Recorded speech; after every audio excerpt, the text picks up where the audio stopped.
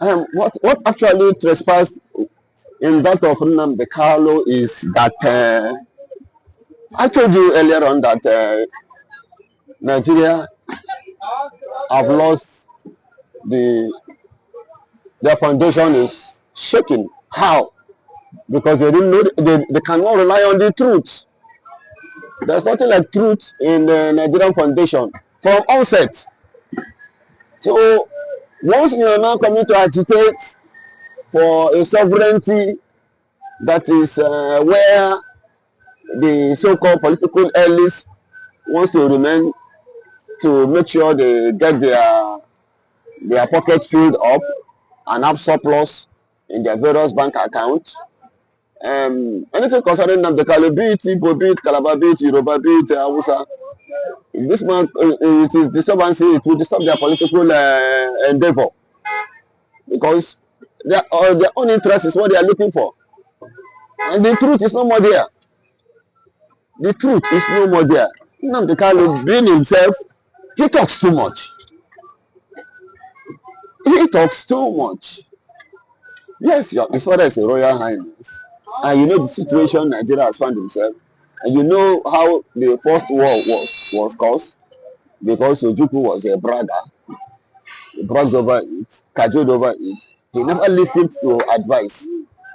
That was why they went to war in the first place. You're talking about marginalization. You know, in every society, there is always a marginalization. But it is for you now to get into that mainstream and struggle within yourself. Come to the mainstream. Into the mainstream. In the mainstream, we have the Southeast there. Who are also see what is happening presently in the Obi saga.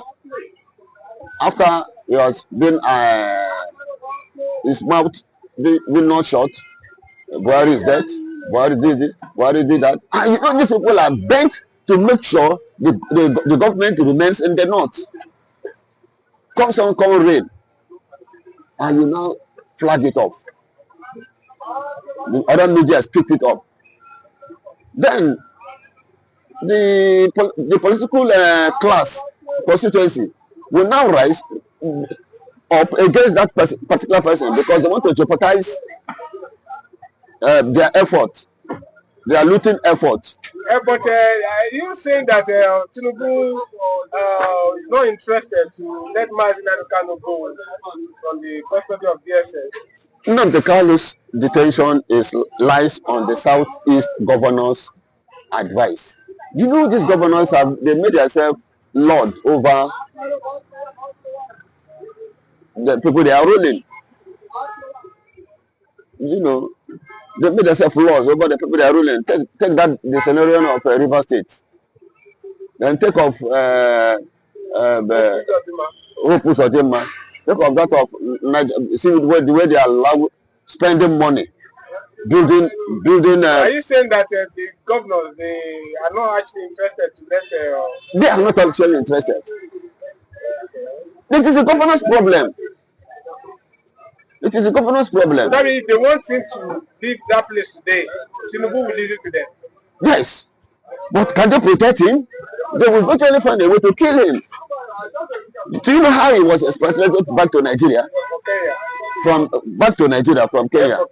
It is an arrangement from most of those Eastern people who want this money. Instead of giving it to an Afghanistan's terrorist who want to separate him life and our death. So all this is, my brother, you see, if you're talking things about Nigeria, you are wasting time. Let it be. I beg you my pardon. The present president, yes, our Jagaban, knows what is on the ground. They want to balance the game, but there's a lot of sabotage on this government. His policies were sabotaged. And that is why we are suffering all these things. Now, if his politics were sabotaged, and we have other NGOs, private entrepreneurs, how are they helping on the grounds to put things in order? They are not helping. Everything on Tinubu. see the allocations that he has given to. The point is, how will the Mazi Nnamdi Kanu get out of the CSF custody? Eventually, that's the question, sir. Eventually, that place he's staying is even more safer than for him to remain in the east. Because I'm telling you, that place is even more safe because there will be many attempts to even kill him there from our, people from the southeast. Because those are the horrible set of people. They can sell their brother for money. What is the cause? War. If you suffer war, and so the after effect of war in a given nation, and those people, that is what is actually wrong with the southeast people. The after effect of that Nigerian Biafra war is now telling and recalling and recoiling and recoiling. I give an instance when we went to Liberia.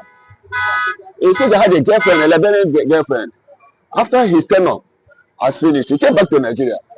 So quite unfortunately, again, that soldier was posted after 2 years. After 2 years, he came back to the same place, Fender, in Liberia. Unknowing to him that that girlfriend has been killed. Do you know that girlfriend, miraculously or spiritually, came as a skeleton and slept with that soldier in that soldier's 6-spring bed? At night, when the soldier now turned and feel that someone is sleeping on by his side, he touched the body. I saw his skeleton. The guy jumped out and he went on scene. So our people can go all out for money. That place is even safe for Nnamdi Kanu. To be sincere, unless if the president will pick the courage after releasing him, he will send him back to England. England. No. He has money. He has money. We'll go back to that place and rest and let him keep his mouth shut, because the people you are saying you are fighting for, they are all sabotage. They are all sabotage. And left for him alone, you do have that strong capacity to handle the Igbo man. The Igbo man is the most